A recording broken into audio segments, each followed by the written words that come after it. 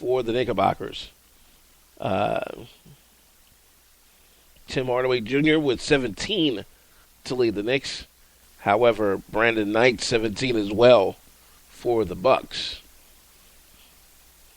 It looks like the Knicks are the only team left that doesn't have at least 10 wins. Do I smell tanking, possibly? Who knows? Rare loss for the Raptors. They get knocked off by the Suns on the road, 125 to 109. Eric Bledsoe with 20 to lead the Suns.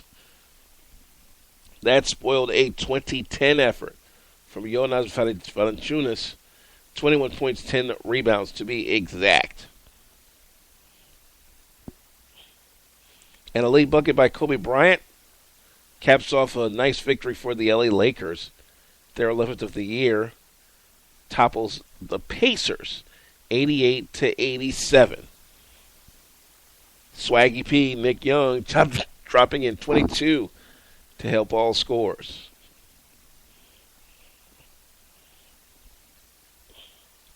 Swinging over to the National Hockey League. Very, very small slate tonight, but let's take a look at what happened on Sunday. And it was a lot. It was a pretty decent action. The Hurricanes knocking off the Bruins. That final 2-1. They needed a shootout for that one.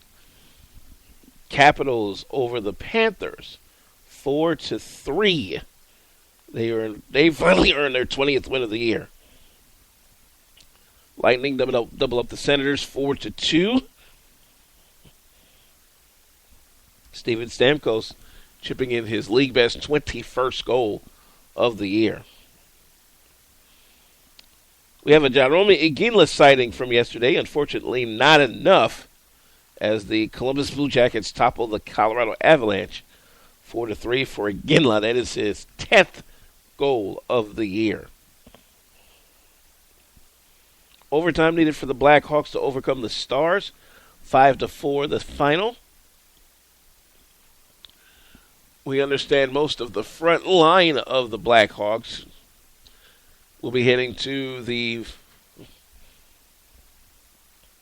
All-Star game a little bit later on in February. Now, nothing's etched in stone as of yet, but for right now, the entire front line, or first line of the Blackhawks, may all be getting in as members of the Western Conference. That's going to be wild, boy. Ducks over Predators in a shootout, that final 4-3. Seth Jones chipping in a goal, just his second of the year in that defenseman department. 15th goal of the year by Corey Perry, chipped in for the Anaheim Ducks, who also finally reached 20 wins on the year. Oilers get a rare win. They knock off the Islanders 5-2. The Oilers just up to 9 wins on the season after firing their head coach. Boy, not a good season for the fans of one of the most prolific franchises in the history of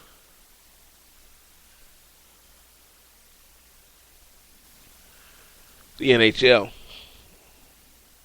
Finally today, an interesting thing happened over the Christmas holidays as it deals with most of you who follow the sporting scene from the historically black colleges.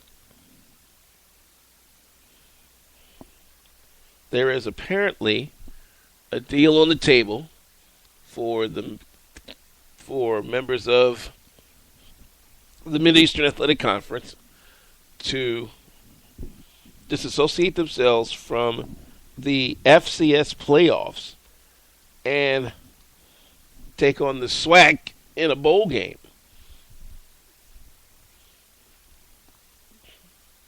Now, of course, the group that's fueling this is, of all people, ESPN.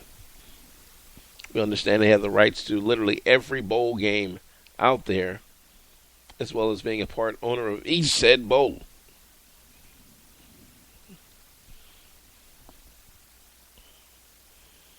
Now, the back and forth going right now is between conflicting AD reports.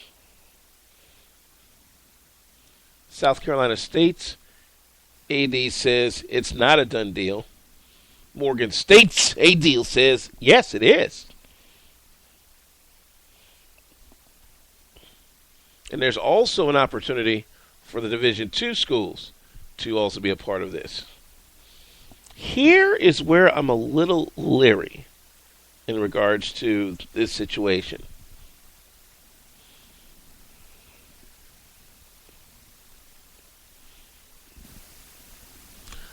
HBCUs for a long time have had their identity, and they really didn't need any part of academia to show them their identity.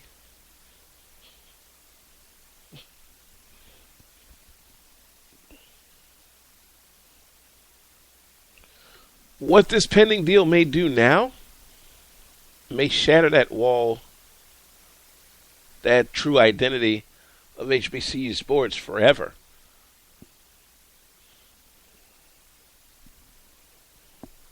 I'm just hoping it isn't, because there's some other kids that could get inspired by a lot of what we cover. And they normally do. Especially at the HBCU level. They see them, it's like, hey, I want to be that guy. I want to be that guy. Now, I will admit, bringing a playoff system to the HBCUs is long overdue, and potentially more exposure to the alumni bases. But is it worth it?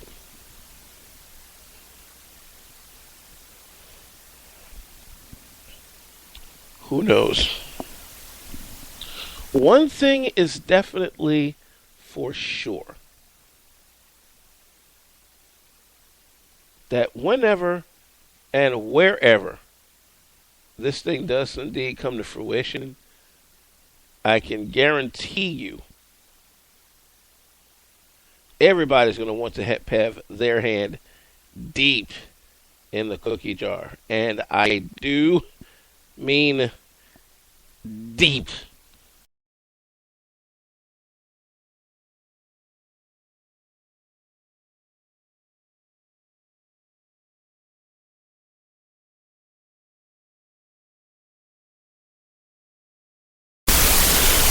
It's HBCU. You know what your target market is. Put this in the middle of your target market and see what happens. Absolute craziness. We'll keep you posted.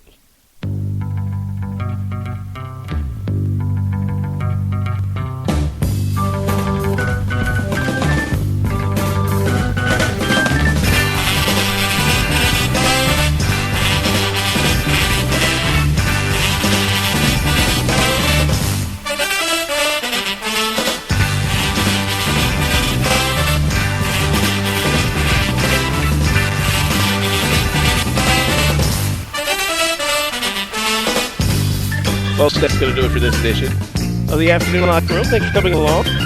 We'll do it up again 3 o'clock tomorrow afternoon. Don't forget to join us 24/7 on our Facebook page, The Afternoon Locker Room. Tweet us also as well at Arena Sportsnet or at ASN Plus. Use the hashtag Afternoon Locker Room. The Afternoon Locker Room is presented by Gigahertz, the provider to the Arena Sports Network. Gigahertz Investment Solutions. Guest today appeared courtesy of the Verizon Wireless Hotline, Verizon Wireless, and the Cellular Connection in Michigan City. Glad to help you latch on to America's full GLTE network. All right, that's it. That's all. I gotta go. See you next time in the Afternoon Locker Room. Until then, take care, everybody.